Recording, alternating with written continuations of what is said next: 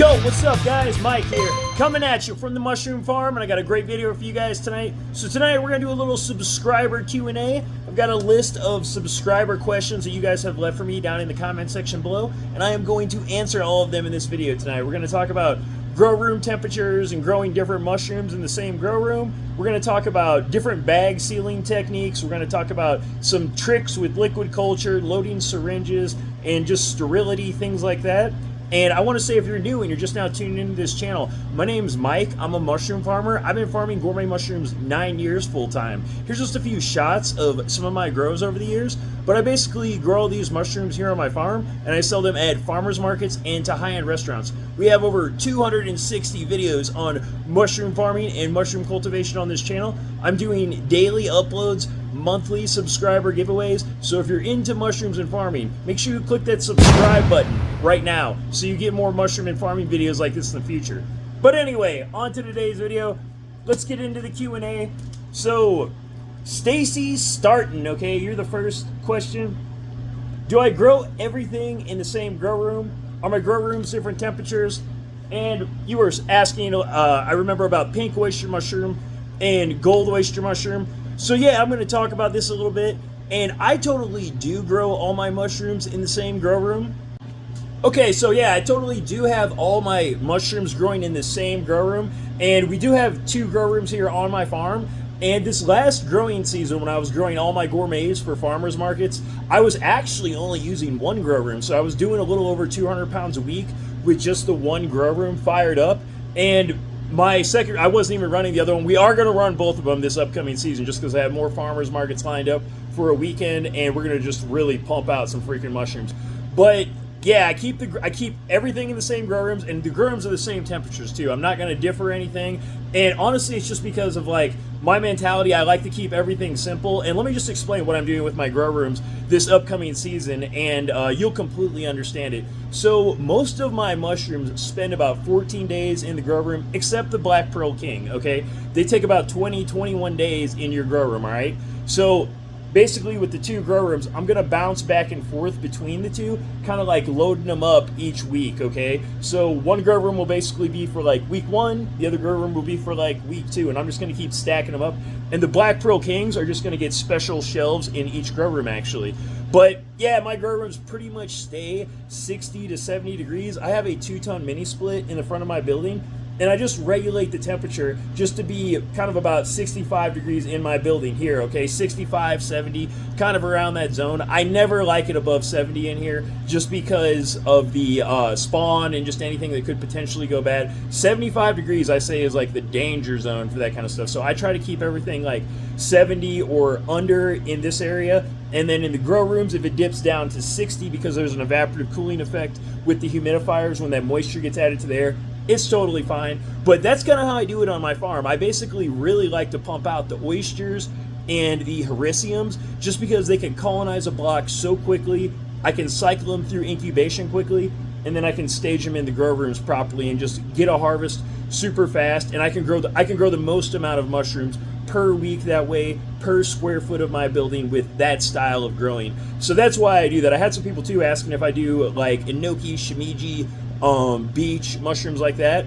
And I have done some enoki, I have done some beach, never done a shimiji. But the reason why I don't put those in my production all the time is just because of the incubation space they eat up. I kind of put that in the realm of like chestnut mushroom and even things like maitake, like they just take up a whole lot of incubation space. And I can sell so many of my oysters and my hericiums that it's better for me to focus on those instead of messing around with the other ones, just with my incubation space here. And yeah, of course it is. I love to grow all the other mushrooms too, but just like when it's farming season, this upcoming season, I'm really gonna throw down, okay? And as far as some of those other ones like beach, shimiji, enoki, some more maitake, we'll do some more of that on the channel here. I have like 2 enoki strains I'm gonna do and show you guys here on the channel, and I have like at least 4, maybe 5 maitake strains that I'm going to experiment with here. I've definitely had some really nice maitake fruits from one of my strains. It's the T.R. Davis strain, the M4, or it's also called 9827. But I have that maitake strain. I've ran that one. It's done good for me. But those are just a couple of the other mushrooms we're going to experiment with this upcoming year. And you were specifically asking, the subscriber was asking about pink and gold oyster mushrooms too, because I've been growing a lot of pinks and golds. I love to grow pinks and golds just because, like, at the farmer's market, being able to show them off, it really attracts a crowd. They're some of the best mushrooms I feel like you can grow for a farmer's market. But as far as temperature, yeah, I really need to make sure my grow room is in between like 60 and 70 to grow those mushrooms. If it does dip below that, pinks don't grow at all. Golds are a little more tolerant, but not so much. Like maybe the upper 50s, you'll get them to fruit a little bit. But honestly, you want to be right in between that 60 to 70 degree zone. And when my grow room is in that lower temperature, typically like that's at night, okay? And then when I'm in like that upper 60s, or if I'm getting close to 70, that's typically like midday to afternoon when everything's getting pretty warm then. So hopefully that makes sense for you and that kind of cleared it up. But ideally, you want to stay in between 60 and 70 degrees. Okay, the next question. Benny was asking about LC to bulk, basically, and I just did a video on LC to bulk. Now, I will say, in the video for LC to bulk, I did, like, it does work. You can do it. It just takes a long time for incubation, and that's why I don't do it for my commercial production, but it does work, okay? And Benny was commenting and saying, he was asking if this is normal for his colonization speed. He was putting 10 cc's of liquid culture into bulk, and I believe you were using oak and soybean hulls, so like a master's mix blend. Said it took 2 months to colonize using 10 cc's of liquid culture, and it sounded like you did a break and shake technique at one point, like you let it colonize a little bit, and then you broke it up and let that mycelium kind of finish off the rest of the way. So that's the way I read that question, and you said your temperature is normally about 65 degrees, and you were just wondering if that's normal incubation time, and I'll say yes, and that's pretty much like the perfect example. I had somebody just commenting, talking about the LC to bulk in that comment section below, and I was basically saying it takes about 3 times longer for LC to colonize bulk substrate compared to just doing grain spawn to bulk substrate. So that is like one of the advantages of grain spawn, just because it's so much faster. But that is normal for you. Like if you're going LC to bulk, I'm actually surprised you got it to colonize that quickly with 10 cc's. And you did say it was the blue oyster, and typically blue oysters are crazy aggressive, so I can see that being possible, but it is very impressive, man. So that is pretty cool. But yeah, totally normal. And I will say, if you do want faster colonization speed, start using a little grain spawn. Try a little grain spawn, and it should be colonized in like 2 to 3 weeks. But for LC, 2 months sounds totally accurate for what's going on there. Great question. All right, we got another question here. This one is from Colin. Colin was asking, when he's using an LC, okay, if he can keep the same needle on the syringe and just put the needle cap, the cover on the cap, back over the needle, I guess. Yeah, you can. If it was me and I was doing that, and like you know, in the comment, I think you said, that's not like the best technique, but that's just what you're doing because of the agar. I completely get it. And I'll tell you what, if it was me personally, this is what I would do if I was just going to like save it. I would personally, when I took the syringe cap off, I would be very careful with that actual syringe cap, okay, and put that somewhere clean, like in front of the flow hood. Then I would take that needle, inoculate what you needed to inoculate, go ahead, take that needle off, and I would actually discard the needle, and then I would put that syringe cap back on and just seal it up. That's how I would do it. I think it sounded like you were going to leave the needle on and then leave the cap over the needle. You could do that. I mean, you'll probably be okay. If it was me, I would put it in front of I would keep it like in front of my flow hood. You may even want to put it in like a Ziploc bag or something like that and keep it in front of the flow hood. I would just want to make sure it stays like as clean as possible if I'm doing something like that. So typically that's what I would do. I mean, like not the best technique, obviously. There was a guy saying he bought LC years ago that they didn't even have a cap on the syringe. It was just the needle and they had tape over it, but it worked. And I was like, wow, that's ingenuitive as heck, man. But I could totally see that going down like back, like I think he said it was like 20 years ago or something he bought this. So you will probably be okay. You'll be very surprised what you could get away with a lot of times. But also there's like those times too, you can do everything perfect and all of a sudden something just happens. So be careful with it. Always try to use the best techniques you can. But if it was me, I would personally try to put that syringe cap back on it instead of keeping the needle on. But you'll probably be okay. Great question though, Colin. And Colin, before I get into this next, I just want to say, like, I understand you said you had some like stuff going on, you were waiting to get some things together. I completely get it. So it's like one of those like high risk, high reward type of situations. So you'll probably be okay, bro. Good luck. And then if you have any other questions, always feel free to drop it down below in the comment section. Next question.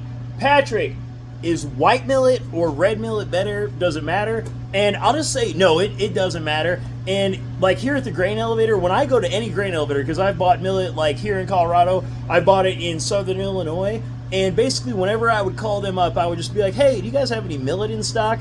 Sometimes they don't have it and they have to like source it from a local area, another elevator of some sorts. But anyway, normally I just kind of call and ask like what they have in stock, okay? And sometimes you might need to say like white millet or red millet, give them a suggestion, you know, to look it up, because sometimes I think they do have trouble kind of finding it if it's not a common thing in that area. Or you may even want to mention they use it in bird seed. But normally when I'm talking to an elevator nowadays, I just straight up ask them for millet. I'm never picky, and I just see what they tell me. And if they can't find anything, then I start saying, oh, maybe look at proso millet or white millet or pearl millet. And I'll also say, if you can't source millet, you can also use Milo or sorghum. That works great in that no prep grain recipe that I've kind of been showing off on the channel. So, but anyway, no, Patrick, it doesn't matter at all. You can use red or white, and both of them will work great for you, man. Great question, dude. Next question. Mellow Shroom. Do I open the gaskets on the bags when I'm sealing? And I want to say, yes, I do. I do actually open them up, and then I seal them with the gaskets open. And I do that both for spawn and bulk substrate. There's really nothing I don't do that for, and it's just because I just like how easily I can shake the bag. I feel it gives you more volume inside the bag then to shake it up, and you get awesome grain distribution. So I do open the gussets up when I seal them. Great question, Mellow Shroom. C. D'Angelo 68. Have I grown turkey tail, and what are my thoughts on it? Okay, so if you guys have not seen my video Project Turkey Tail, check it out. So you should go over, you should check out that video. I just did it. It's a couple videos down. It's not very far down, but basically I have not grown it yet, but we're going to grow my first batch of turkey tail this spring. Basically when winter is ending, going into spring, my plan is to fire up 3 different strains of turkey tail. So I've got 3 different strains I'm going to try, and we're going to try 2 different growing techniques and just see which ones do best. And basically what I'm going to do, I'm basically going to make a master's mix substrate. And the video that I put up, I showed off one of Paul Stamets' turkey tail grows, and he has a really nice indoor growing facility, and he has turkey tails being side fruited out of myco bags. Well, I put up another video that was basically super low tech. This guy's name is Glenn Coville, but he basically does like this really, he doesn't even super pasteurize his blocks. He just kind of hydrated sawdust actually and over spawned it. But then he does the growing outdoors in like kind of mini hoops, and he does a top fruit. The top fruits look beautiful. They're like these amazing little floret shapes. So here's what I'm going to do. I'm basically going to kind of mix those 2 together, and that's what we're going to try for my grow this spring.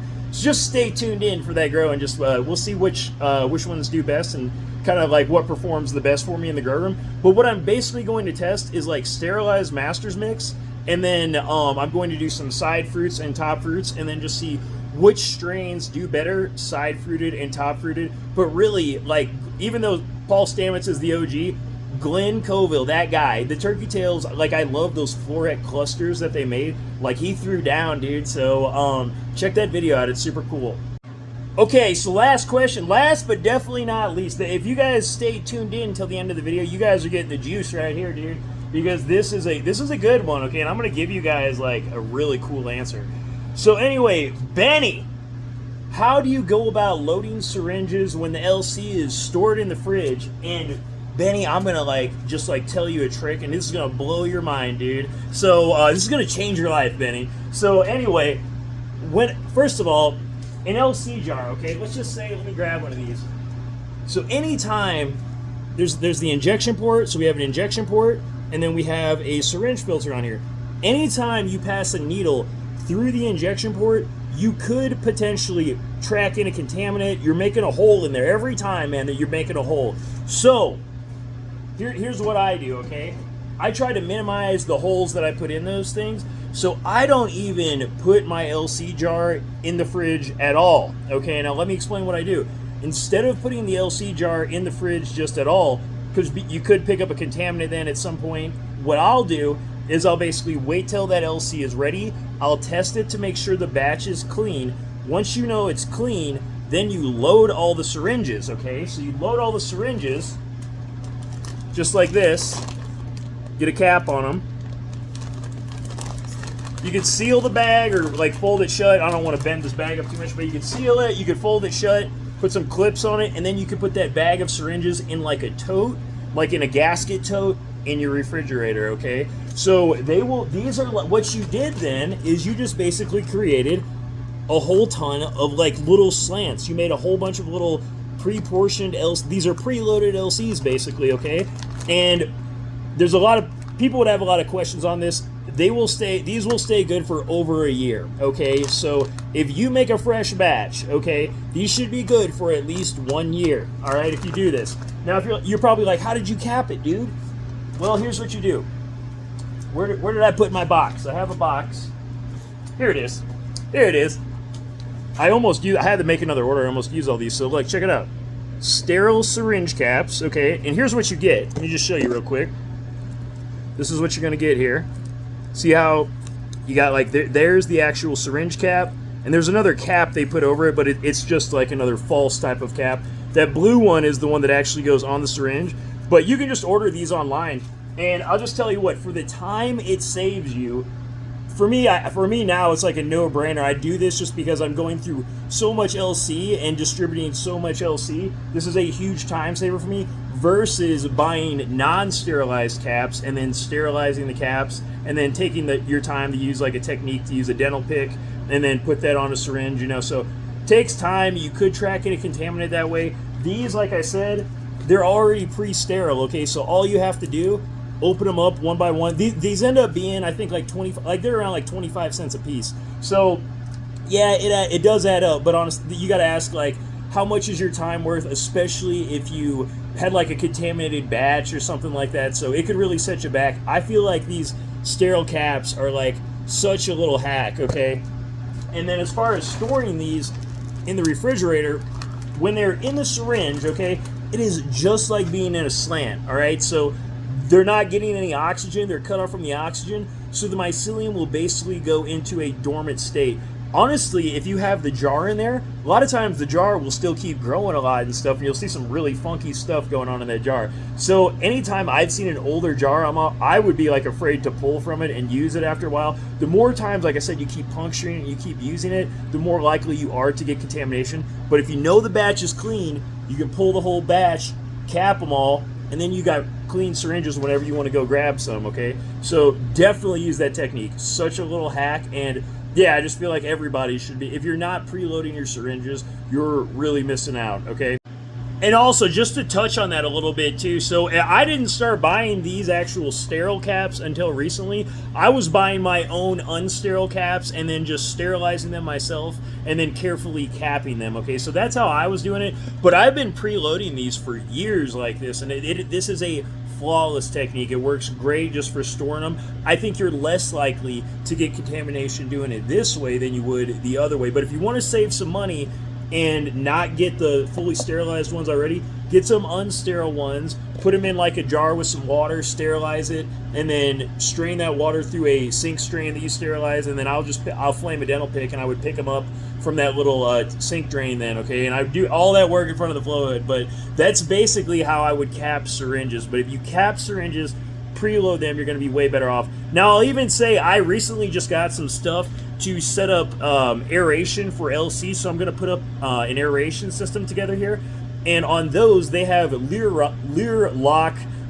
fittings basically, okay, and I'll be able to put a cap on that and just draw from the syringe straight out of the fitting instead of puncturing an injection port all the time. So I'll show you guys how I set that up, but that's going to be a really slick way that you can draw from LC. You got to make your lids and all this stuff. You can buy them, but I'm like a do-it-yourselfer type of guy, so I'm going to make all my lids, and I'm going to try a couple different styles too, actually, because I just want to see which ones are going to like seal the best and like kind of work out the best for me here, just for like your working technique and stuff like that. But I'll show you guys that on the channel. One more thing I did want to add in there for you, Benny, because you were asking, like, if you can just, if you are taking one out of the fridge, can you just like stir it up and then pull syringes straight out of it when it's cold or whatever? And yeah, totally. Like you can totally take like a super cold LC straight out of the fridge, put it right on your stir plate, fire it up, and pull some syringes right out of it. So being cold or warm, anything like that when you're loading syringes does not matter whatsoever. So go for it either way, dude. Thanks for the question. If you guys got any other like questions or suggested videos, drop it down below in the comment section, and I'm gonna go back and just every question you guys left me in the last 2 previous videos, just because I had not gotten to them, I just decided to do them in this Q&A video, so I'm gonna go back and reply just to like check this video out. But anyway, yeah, if you guys got more questions, drop it down below in the comment section. If I get super busy again and I can't answer them, I'm just going to go ahead and we'll do another Q&A video just like I did here. But remember, any suggested videos, drop it down below in the comment section. I got a lot of cool stuff coming for you, but I'm always happy to make something new for you guys. But anyway, hopefully you guys found this video helpful and informative. If you did, please drop this video a like. Subscribe to the channel if you haven't already. But that's all I got for you on this one, and I'll catch you guys on the next one.